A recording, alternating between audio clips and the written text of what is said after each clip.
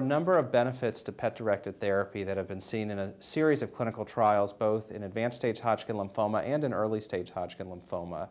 And these trials were done as a follow-up to a prior retrospective study which highlighted the importance of a negative interim PET in Hodgkin lymphoma.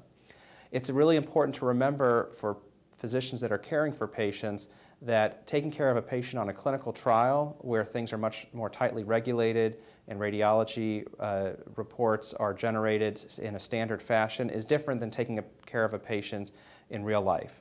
Frequently, patients may not have a PET scan at the right time interval, or the radiologist may or may not be familiar with the Deauville score that is typically used to make these decisions.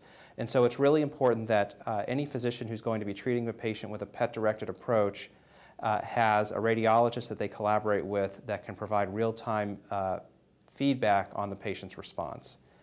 The other challenge to that approach is that if a patient is PET positive after cycle 2 of ABVD, they probably do need to be escalated to a more intensive therapy. And it's important that the physician caring for that patient be prepared to offer that therapy if necessary. One of the things that we found in patients that are treated outside of some of the larger centers is that they may have a positive PET and not necessarily be escalated. And that would not be treating the patients appropriately based on the clinical trials. So that's really one of the biggest challenges, is making sure that that interim PET is interpreted quickly and accurately and acted upon appropriately. Subsequent follow-up is generally fairly standard across Hodgkin lymphoma approaches.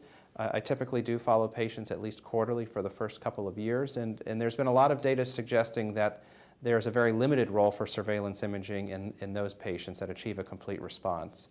So I typically will do an interim PET-CT as well as an end-of-treatment PET-CT, and thereafter, if a patient's in complete remission, we'll only do scans as clinically indicated. If I had been taking care of this patient and they had had a positive PET-CT, the standard approach at that point would likely have been to escalate to something like BIACOP. I think it's important to recognize that in real life there are a number of other potential approaches. I think it really depends on the level of FDG uptake and level of activity in the PET-CT. If a patient is clearly progressing after the first 4 cycles of ABVD, I frequently, instead of giving them BIACOP, would instead change them to a standard salvage therapy and consider autologous stem cell transplant. Conversely, if a patient technically has a positive PET, but the brightness of the candidate lesion is just slightly above that of the liver, I might be inclined to give them another couple cycles of treatment and then reevaluate them. And so I think there really is, it's very important for the individual physician caring for the patient to take into account the clinical scenario and not just think of the PET as being positive or negative.